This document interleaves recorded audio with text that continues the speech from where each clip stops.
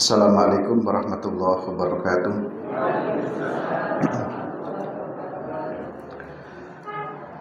Alhamdulillah, wassalli ala rasulillah Muhammad ibn Abdillah. La hawla wa la quwata illa billah, amma ba'du. Qala Allah ta'ala fil Qur'anil Karim, a'udzu billahi minasyaitonir rajim.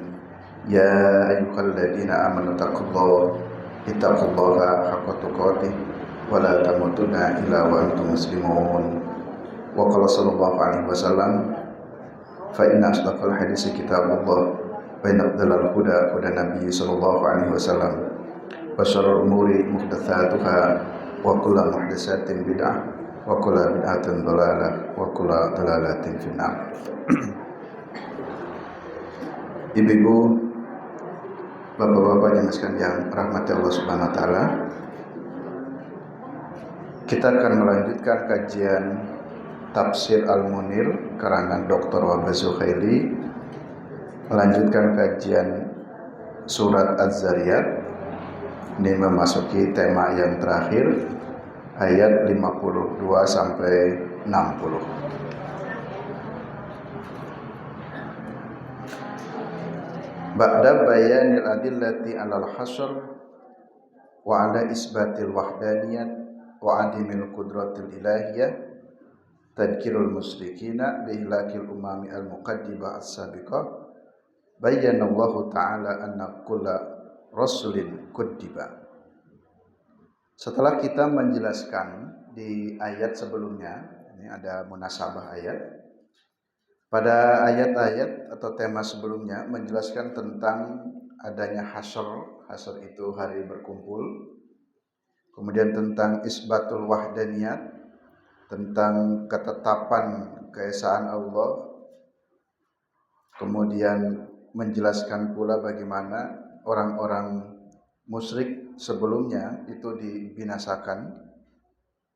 Maka di ayat-ayat ini bayyanallahu ta'ala anna kulla rasulin kuddiba. Allah akan menjelaskan di sini bahwa setiap rasul itu juga ternyata didustakan. Wal waqi annahum qaumut taghat tajawazu hududallah.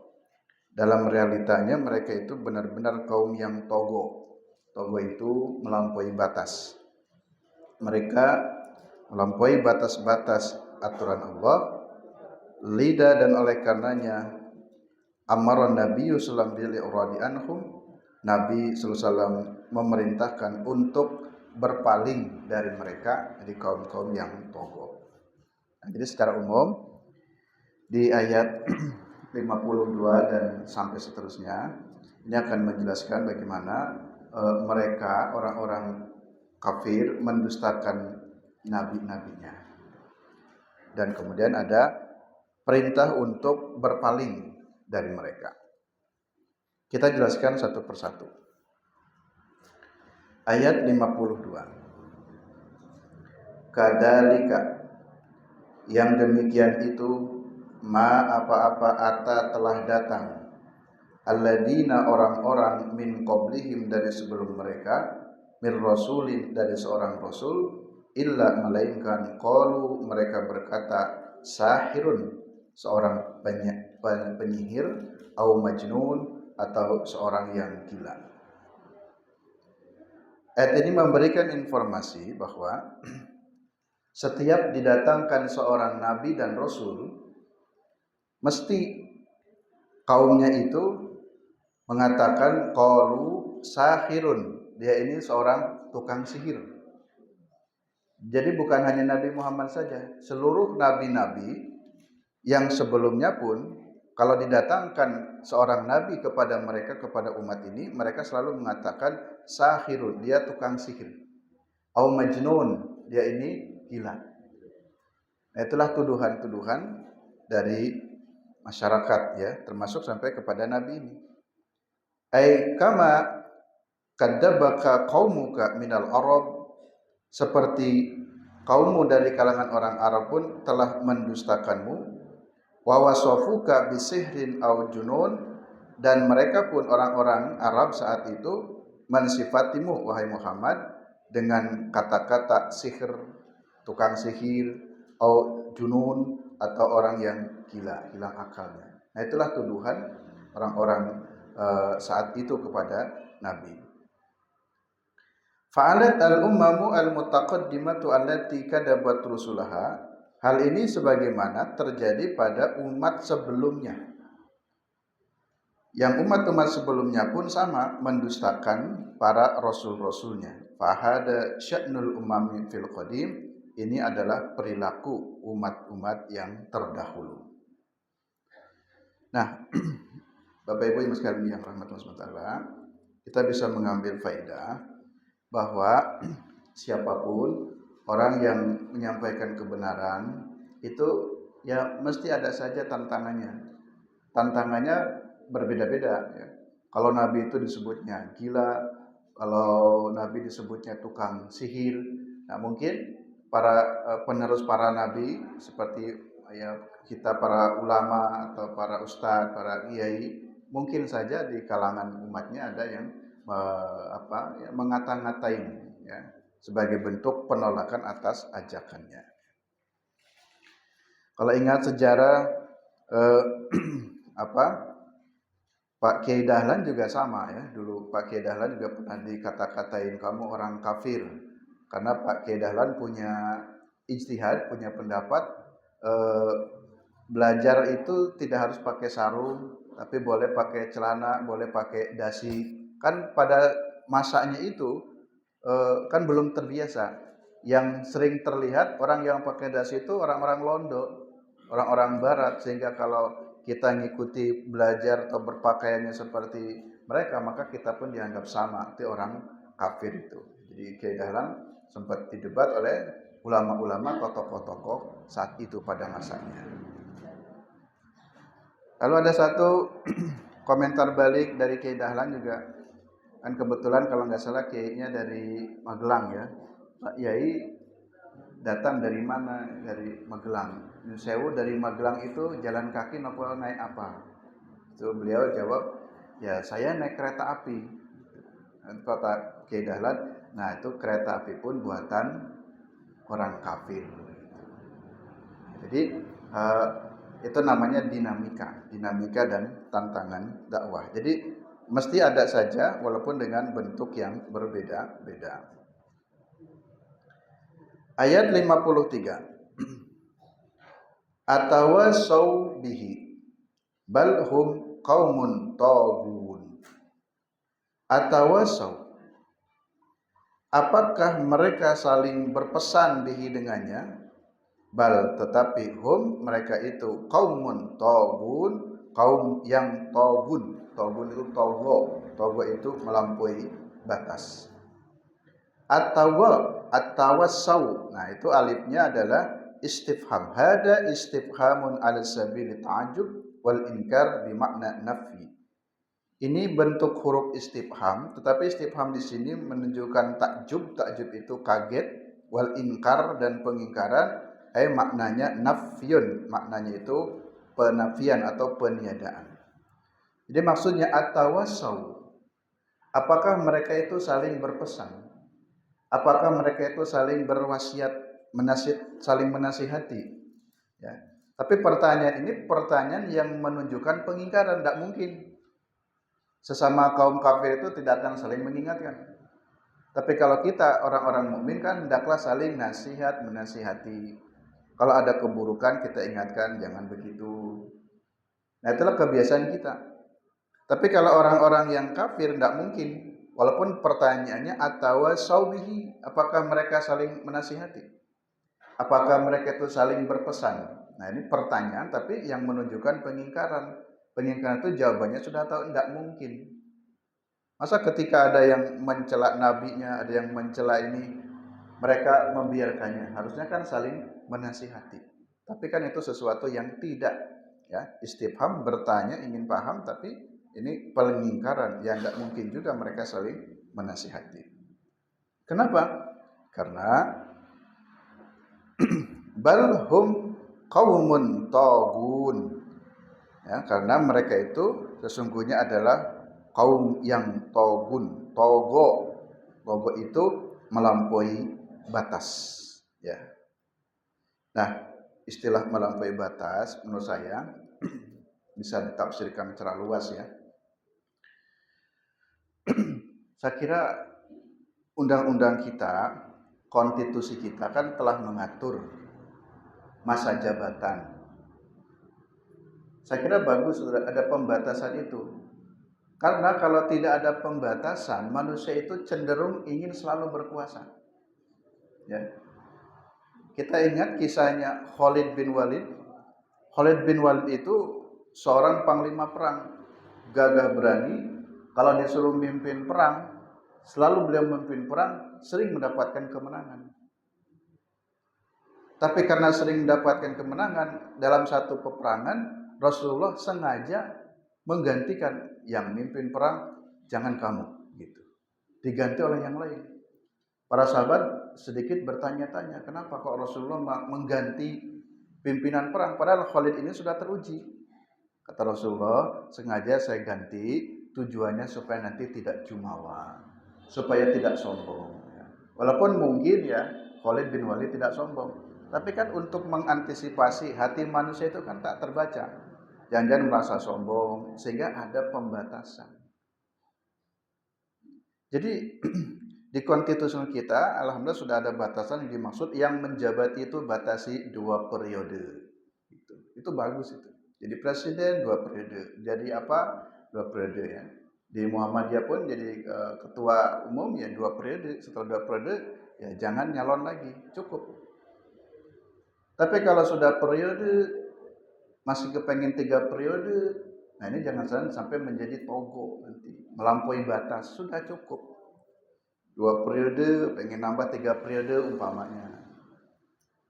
Atau kalau enggak terus selalu kan tadi sifat manusia kan ingin berkuasa. Dari simbahnya, bapaknya, anaknya, mantunya, cucu, cicit, cocok, semuanya ingin terus melanjutkan kekuasaannya. Jadi jangan sampai menjadi togo. Manusia itu kan rakus prinsipnya. Jadi berhenti, selesai, cukup.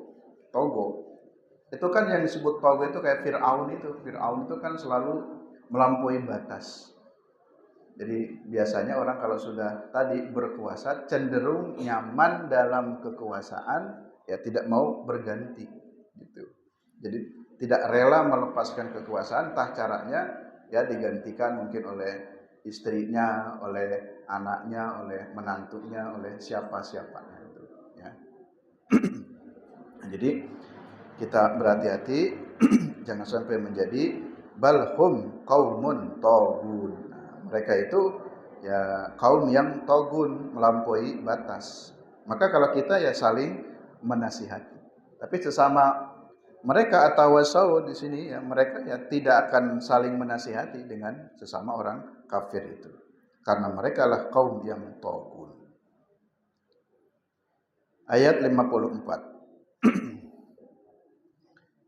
Fatawalla anhum fama anta bimalumin. Fatawala maka berpalinglah kamu anhum dari mereka. Fama maka tidaklah anta bimalum engkau menjadi orang yang tercela. Maksudnya a'rid anhum ayyuhar rasul, berpalinglah kamu wahai para rasul dari mereka. Wa kaffa an jadalihim, cukup berhenti ya, jangan melakukan perdebatan lagi dengan mereka. Faqad fa'alta ma amaraka Allahu bihi wa balagta risalatah. Jadi gini, namanya dakwah ya, berdakwah itu ada yang menerima dengan baik, ada yang menolak. Kalau sudah benar-benar menolak ini ya, sudah berpaling saja, tinggalkan. Jadi jangan menghabiskan energi kita untuk terus berdakwah terus kepada orang itu, padahal orang itu sudah menyatakan terang-terangan menolak, sudah selesai saja. Jadi fatawala anhum, berpaling dari mereka. Energi kita habis. Dakwah kita bukan kepada dia saja, tapi harus juga kepada yang lain. Yang lain ada yang ingin mendapatkan faedah, manfaat dari dakwah-dakwah kita. Nah ini jadi jika menemukan satu kasus tertentu, entah itu perorangan, entah kelompok, yang mereka tetap ya tidak mau mengikuti dakwah-dakwah, bahkan malah mengejek para pendakwah atau para nabi dan para rasul, ini Allah perintahkan fatawalla anhum, Muhammad berpaling saja kamu gitu. Dan tinggalkan ya. Ketika kamu berpaling, fama anta bimalumin, kamu tidak termasuk orang yang tercela ya. Jadi bukan dianggap sebagai orang yang lari dari medan dakwah, tidak. Karena ini instruksi dari Allah.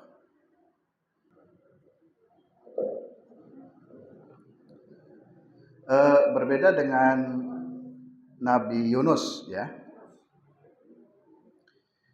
Nabi Yunus itu ketika berdakwah memang kaumnya itu berpaling, tetapi ada sebagian kaum Nabi Yunus yang menahan diri. Nabi Yunus, jangan pergi engkau, tetaplah bersama kami.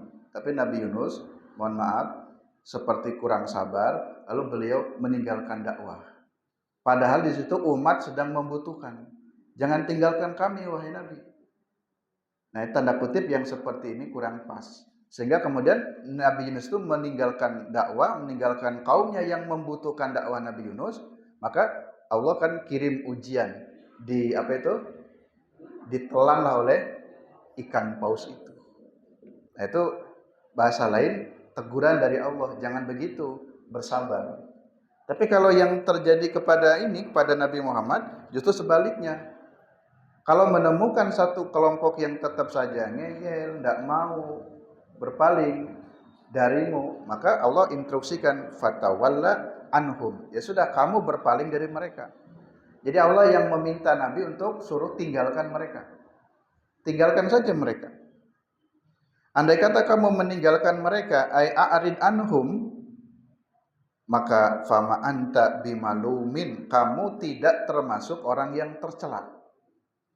Bukan dianggap, berarti kamu meninggalkan dakwah, meninggalkan tanggung jawab. Bukan, justru ini perintah dari Allah, tinggalkan saja.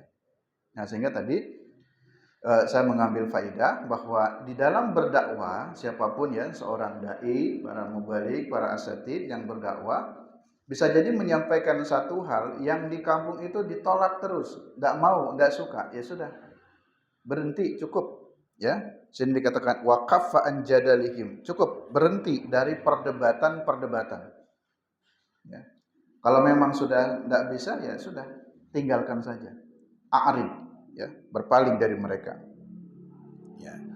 Karena engkau Muhammad faqad fa'alta ma amarakallah, engkau telah mengerjakan apa yang telah diperintahkan Allah. Ini bagian dari perintah Allah. Ketika Allah mengatakan berdakwahlah, berdakwah. Lalu ketika Allah mengatakan lagi berpalinglah dari mereka, ya itu juga bagian dari perintah Allah. Maka engkau telah melaksanakan perintah Allah. Jadi tidak tercela. Jadi kalau kasusnya melaksanakan perintah Allah, ya tidak tercela. Kenapa? Karena wabalagta risalatah, engkau telah menyampaikan risalah. Ya. Wa ma anta bimalumin indallahi ba'da dzalik, engkau tidak akan tercela di sisi Allah ya, ba'da hada, setelah ini tidak akan tercela. Engkau meninggalkan dakwah dari mereka, tidak tercela. Karena wa ma'al rasuli ilal balad, karena tugasmu wahai rasul hanyalah menyampaikan. Wa 'alallahil hisab, dan hisabnya diserahkan kepada Allah. Jadi tugas kita itu hanya menyampaikan ya. Tugas kita hanya menyampaikan. Persoalan mereka mau menerima ajakan kita, persoalan mereka mau menerima dakwah kita, menerima atau menolak, itu sudah bukan lagi istilahnya urusan kita. Kita tugasnya hanya menyampaikan saja. Setelah itu kita serahkan kepada Allah, yang disebut dengan hidayah. Hidayah itu kan ada dua ya. Pertama, hidayah itu ada ad-dalalah wal mursidah. Di arti hidayah itu yang pertama ad-dalalah wal mursidah. Ad-dalalah wal mursidah itu artinya petunjuk. Hidayah yang pertama ini adalah hidayah yang sifatnya aktif. Bapak Ibu semuanya, kita harus aktif menjemput hidayah. Karena kalau orang tidak aktif menjemput hidayah, hidayah tidak akan pernah datang. Jadi jangan sampai begini, ya Allah berikanlah saya hidayah, tapi di rumah saja. Itu enggak datang hidayahnya. Karena hidayah itu adalah wal mursidah. Jadi tidak cukup ya Allah berikanlah kami hidayah, tapi dianya diam saja. Karena hidayah di sini adalah wal mursidah yang sifatnya aktif, harus dicari, hidayah harus dijemput. Bagaimana caranya? Dengarkan pengajian-pengajian, datangi majelis taklim, di situ kan banyak petunjuk gitu. Tapi kalau orang nggak pernah ngaji, nggak senang taklim, ya maka dengan sendirinya, mohon maaf, yaitu hidayah itu dalam pengertian petunjuk ya tidak datang. Jadi jangan berharap petunjuk datang, tapi kitanya diam saja, karena itu sifatnya aktif. Kemudian yang kedua, karena hidayah itu aktif sifatnya, harus disampaikan. Maka para nabi berdakwah, para rasul berdakwah, kan menyampaikan petunjuk, menyampaikan pesan-pesan kebaikan. Ya. Kalau umat ini, negeri ini, bangsa ini ingin mendapatkan hidayah, maka para mubalignya, para ulamanya ya harus terjun bersama-sama. Sampaikan kebaikan-kebaikan ini. Karena kalau kita yang baik-baik tidak menyampaikan kebaikan, yang buruk ini selalu menyampaikan keburukan. Jadi nggak seimbang. Nah, Bapak-bapak, Ibu-ibu, jemaah sekalian, saya juga ingin menyampaikan sedikit pesan. Kemarin tanggal 20 September, ini barusan ini 2024, Ormas Besar Muhammadiyah, NU, MUI melakukan kumpul bersama dan menyatakan pernyataan sikap bersama menolak tentang miras. Ya, itu ada 8 poin. Maka ini tolong kita kawal bersama-sama pernyataan bersama ini. MUI, NU dan Muhammadiyah menyatakan tolak terhadap miras. Jadi miras ini, ibu-ibu sekalian, ini bukan diskusi, kampanyenya itu masif, terus menerus, terang-terangan, outlet penjualan miras itu sudah banyak. Saya kasih tahu ya, kalau ada outlet 2-3, itulah miras. Ya, ini di Karangkajen sekitarnya, jangan sampai ada buka toko-toko seperti itu. Jadi miras itu seperti jualan es teh. Kan es teh banyak ya, es teh jumbo, itu miras pun sudah banyak ya. Atau seperti jual rokok ya, tinggal bilang di warung-warung ada rokok atau ada miras, nah, itu banyak dijumpainya. Jadi istilahnya darurat miras. Bahkan dua hari yang lalu saya mendapatkan video dari salah seorang pengurus Tarjih PDM Kulon Progo menyampaikan video. Ternyata video contoh ini Ustaz kampanye miras yang terang-terangan. Ya. Karena ini sudah bukan rahasia, mohon maaf saya sebut tuh di Timoho itu ada outletnya. Outlet 23.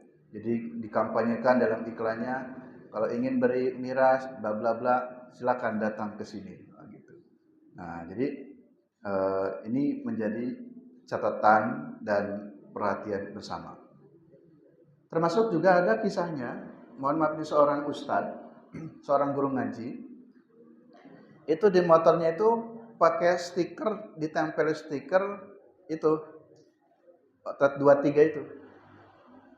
Lalu tanya, Pak Ustadz kok nempel stiker itu? Lah saya nggak tahu, memang kenapa ini yang nempeli anak saya gitu. Nah jadi ustadznya, guru ngaji pun tidak paham ya. Jadi kita harus update ya. Jadi motor kita ditempel stiker oleh anak. Nah jadi motor ibu, bapak ditempel stiker. Ini stiker apa ini? Ya, ini ternyata kalau nempel stiker bahasanya kan ikut mengkampanyekan miras. Ya. Nah ini saling menasihati. Karena kalau tidak dipesankan ini, itu yang keburukan juga terus mengkampanyekan. Termasuk, mohon maaf, saya juga ingin menyampaikan, dalam 8 poin pernyataan sikap bersama Muhammadiyah, NU dan MUI, salah satu poinnya adalah ini yang 8 itu, Ini menjelang pilkada, ya. Jadi saya mengingatkan, kalau bisa nih Bapak Ibu, kalau memilih calon-calon kepala daerah, kita tanding, kita ajak komitmen, kalau nanti terpilih harus berani dan tegas menolak miras. Jangan membuka, mengizinkan outlet-outlet yang menyediakan miras.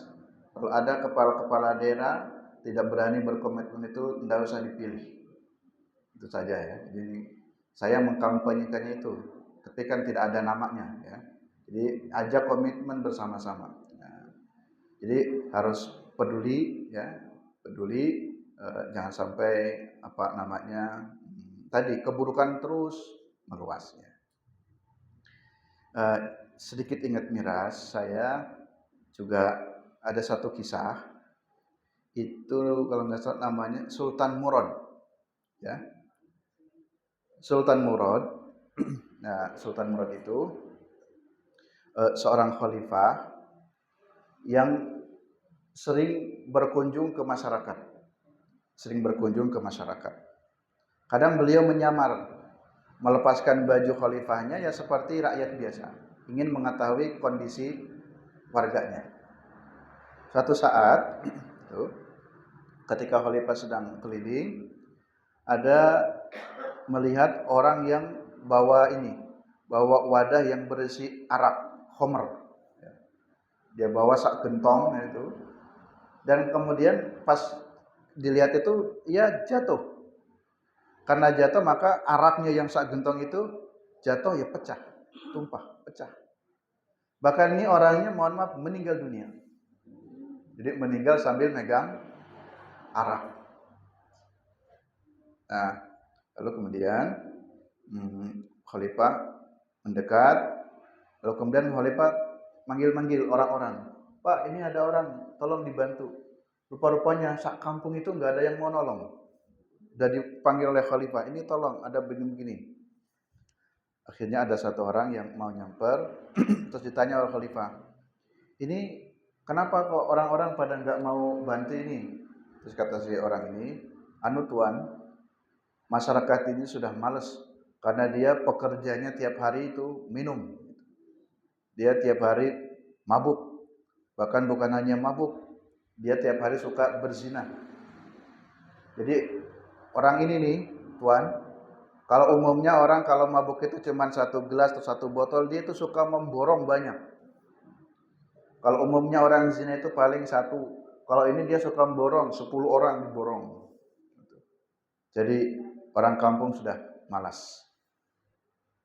Akhirnya karena tidak ada yang mau ngurusi itu jenazah, lalu khalifah bilang, tolong tunjukkan mana rumahnya. Ditunjukkanlah sampai ketemu rumahnya, ketemu istrinya.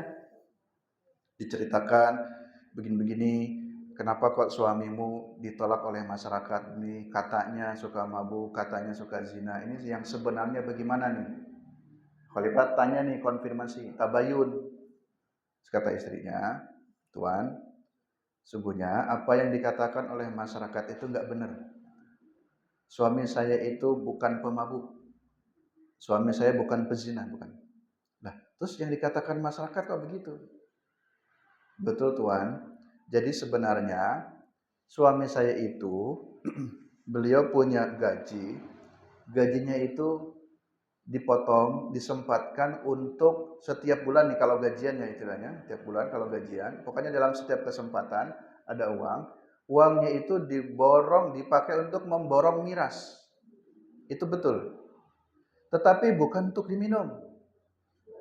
Bukan untuk dijual. Dibawa ke rumah, dibuang. Dibuang di WC. Jadi suami saya sering memang borong miras, tapi bukan untuk diminum. Dibuang. Dibawa ke rumah, dibuang di WC. Tapi masyarakat nggak tahu. Dikiranya suami saya ini tukang mabuk karena sering borong itu. Terus suami saya benar sering sekali booking, bahkan pernah booking wanita mohon maaf pezina atau PSK itu 10 orang di booking. Tapi bukan untuk dizinai. Pamannya mohon maaf ya, datang ke diskotik, tanya di sini ada berapa orang, ada sekian orang, berapa bayarnya semalam, dah saya borong semuanya. Tetapi tolong ini diskotiknya tutup ya, kan ini sudah diborong oleh saya, sudah dibeli. Sehingga supaya tutup, lalu kemudian orang-orang yang bisa berzina dalamnya dinasihati, ya uangnya sesuai diberikan, dibayar. Nah, itulah yang dilakukan dakwah suami saya begitu. Saya sudah ngingetin, Pak, Bu ya, dakwahnya jangan dengan cara begitu. Nanti akan terjadi fitnah. Orang-orang kan nggak tahu, dikiranya Bapak suka mabuk, dikiranya Bapak suka zina. Terus nanti kalau Bapak, mohon maaf, suatu saat meninggal dunia, masyarakat kemudian tidak mau ngurus bagaimana? Ternyata betul Tuhan. Ini sekarang ini suami saya meninggal, masyarakat nggak mau ngurus itu. Tapi saya ingat Tuhan, ada perkataan suami saya. Kata suami saya bilang, enggak apa-apa, walaupun masyarakat enggak mau ngurus jenazah saya yakin suatu saat khalifah lah yang akan mensolatkan saya. Nah ternyata ini khalifah Murad ini yang ketemu. Akhirnya singkat cerita, khalifah Murad mengenalkan dirinya, ya sayalah khalifah. Khalifah paham persis orang ini orang yang baik, bukan pemabuk. Dia tujuannya dakwah itu adalah untuk mengurangi supaya tidak banyak peredaran miras, dia borong, tapi bukan untuk diminum, untuk dibuang. Gitu. Akhirnya Khalifah mengumumkan kepada ulama-ulama di Turki, suruh datang, tolong sholatkan jenazah orang ini. Hanya yang nyelat itu para ulama itu. Orang-orang kampung kaget, loh kok bisa? Dia orang mabuk yang suka beli minum, yang suka zina, malah yang mensolatkannya ulama-ulama besar. Bahkan khalifahnya sendiri yang mensolatkan. Nah, inilah sedikit ya pesan-pesan kebaikan, tawasau ya, saling memberi pesan. Tentu bukan harus seperti itu cara berdakwahnya ya. Jadi Bapak nggak usah borong miras Pak ya. Nanti ini beda kasusnya ya. Kalau sekarang diborong, ada khalifahnya nggak ada, tidak ada fitnah. Kalau sekarang miras diborong malah senang tuh. Kalau dulu maksudnya untuk mengurangi supaya masyarakat jangan beli, nah itu dikurangi dibeli biar habis. Baik, jam berapa Bu ya? 6:15. Baik. Kita lanjutkan. Nah, jadi kita harus terus menyampaikan kebaikan-kebaikan.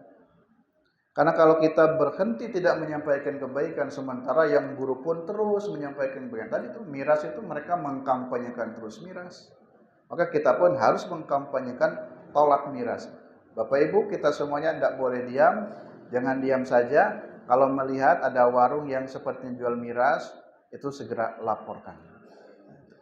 Ya, jadi koordinasi ya, bisa dengan ya setempat lah, apa ada mungkin ada PRM, PCM atau ada Polsek, ada apa ya, bersama-sama.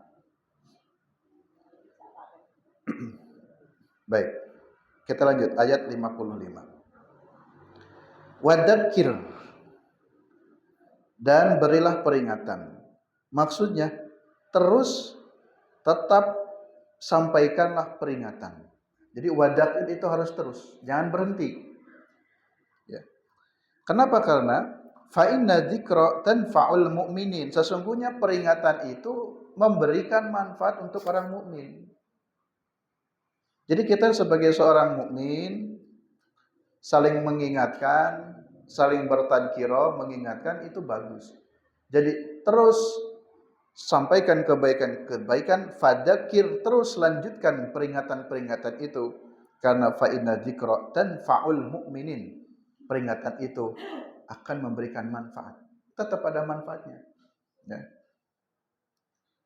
Ayat maksudnya tabi'ut tadkir. Wa ghadda bil Qur'ani man amana bihi min qaumika fa inna tadkira yanfa'uhum.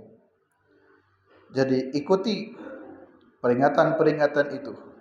Sampaikan peringatan-peringatan Al-Qur'an kepada orang-orang yang mengimani Quran dari kaummu, karena sesungguhnya peringatan itu memberikan manfaat kepada mereka.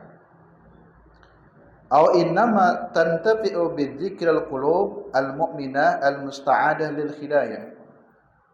Bahwa peringatan itu akan memberikan manfaat terhadap hati orang-orang mukmin yang dengannya al-musta'adah lil hidayah, menolong untuk mendapat hidayah. Kalau sering diingatkan kan insya Allah dapat hidayah ya.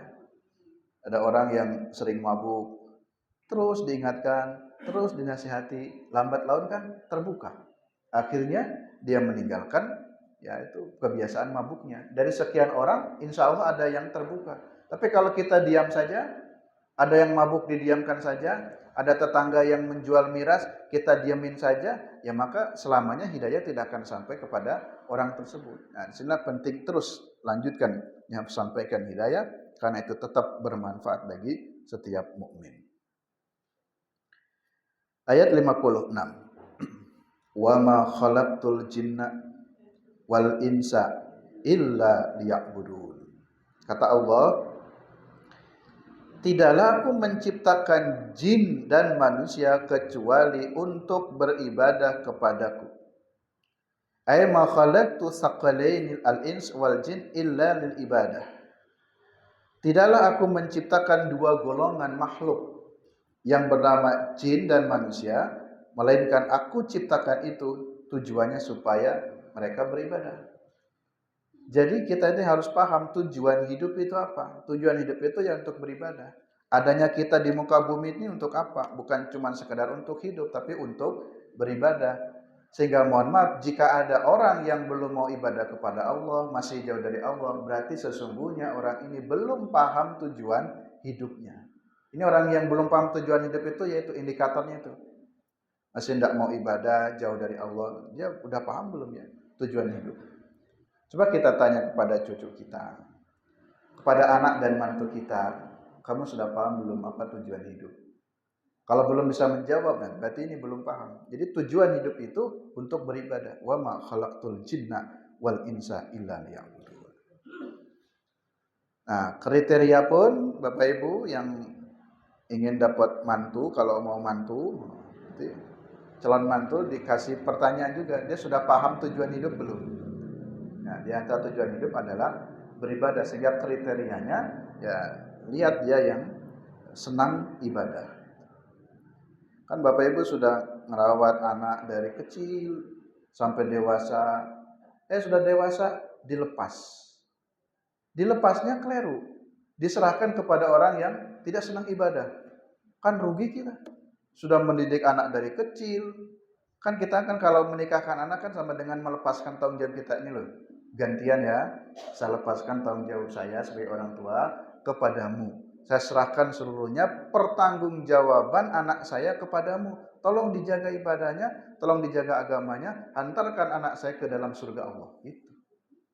Jadi kalau kita salah menyerahkan kepada calon mantu, kita sudah mendidik lama, ternyata calon mantunya yaitu atau nanti sudah betul-betul menikah, dia anak kita tidak diajak kepada agama Allah gitu. Jadi eman sekali gitu. Nah, jadi ini tujuan ibadah itu untuk tujuan penciptaan jin dan manusia adalah untuk beribadah. Apa itu ibadah?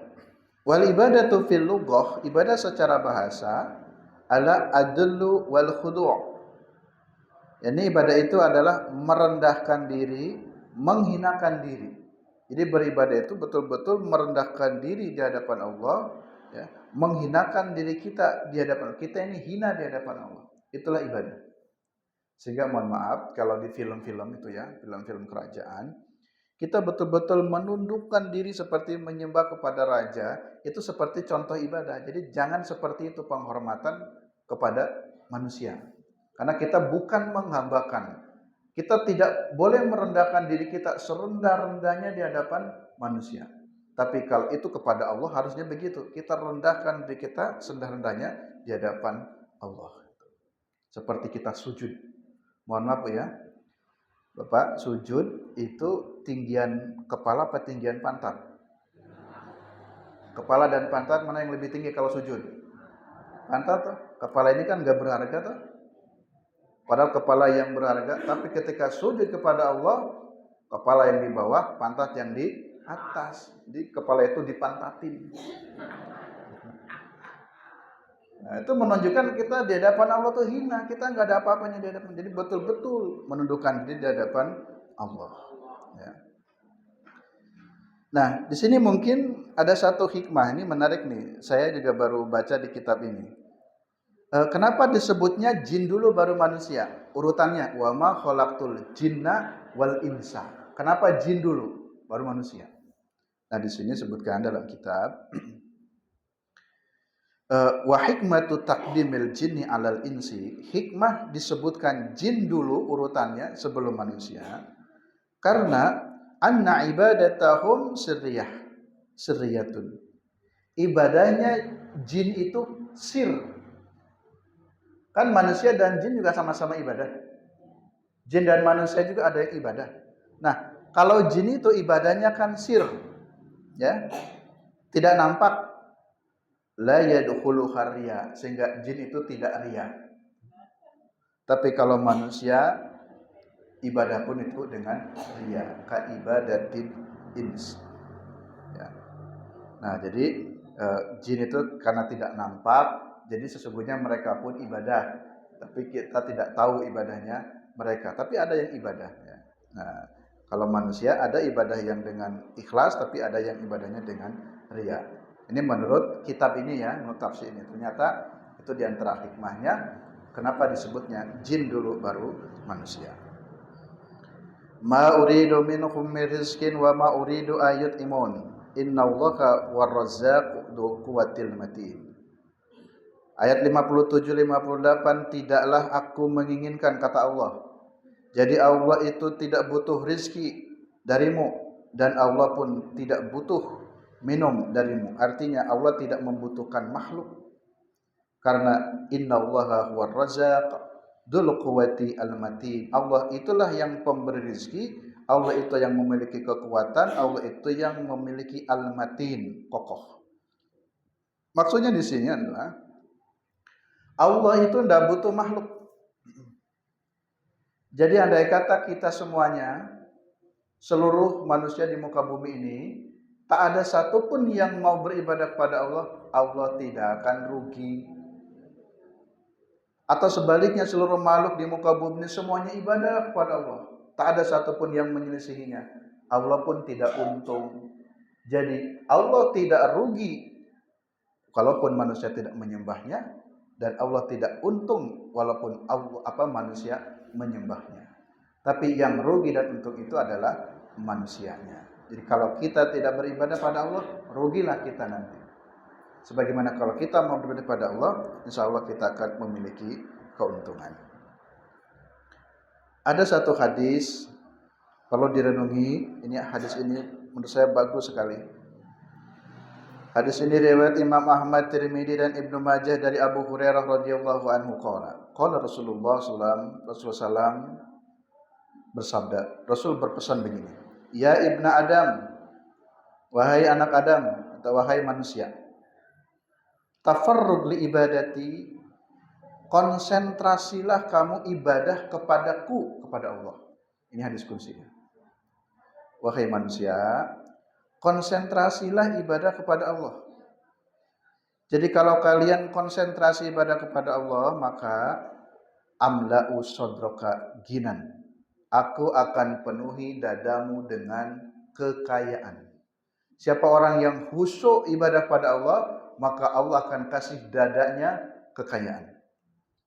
Dan wasudda faqra, Allah akan tutup kefakiran. Jadi kalau ibadahnya khusyuk, suruh konsentrasi. Wa ila taf'al, dan jika engkau dalam ibadah itu enggak khusyuk, kalau ibadah kita enggak khusyuk, maka mala'tu sadraka sublan, aku akan penuhi dada kalian dengan kesibukan. Jadi kalau ibadahnya yang khusyuk, malah hati kita selalu sibuk. Walam asudda faqraka, dan tidak akan ditutup pintu kefakiran. Jadi sesungguhnya makin khusyuk ibadah kita, itu Allah akan kasih kebaikan-kebaikan. Yang terakhir ayat 59 60, fa innal ladzina zalamu danuban misla danubi ashabi fala yasta'jilun.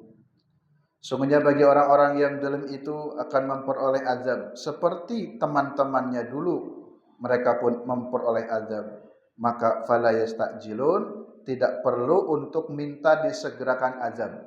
Kan suka nantang, mana ya Rasul, mana Muhammad, datangkan siksa jika Tuhan benar gitu.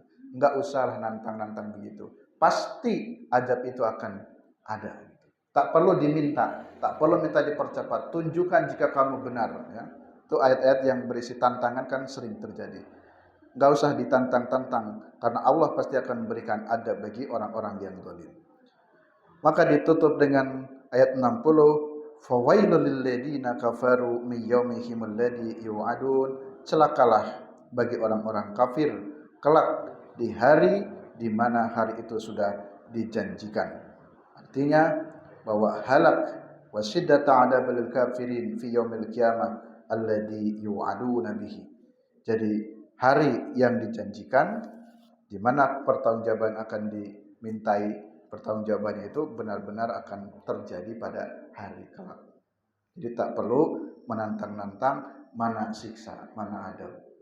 Pasti akan ada. Tak diminta pun pasti akan ada. Demikian Bapak-bapak, Ibu-ibu, jemaah sekalian yang rahmati Allah SWT, kajian tafsir pada kesempatan kali ini. Alhamdulillah kita sudah menghatamkan kembali satu surat ya, Az-Zariyat. Insyaallah pertemuan berikutnya ganti surat, tema yang lain. Mudah-mudahan ada manfaatnya. Kurang lebihnya mohon maaf. Mari kita akhiri dengan doa kafaratul majlis. Subhanakallahumma wa bihamdika asyhadu an la ilaha illa anta astaghfiruka wa atubu ilaik. Billahi taufiq wal hidayah. Assalamualaikum warahmatullahi wabarakatuh.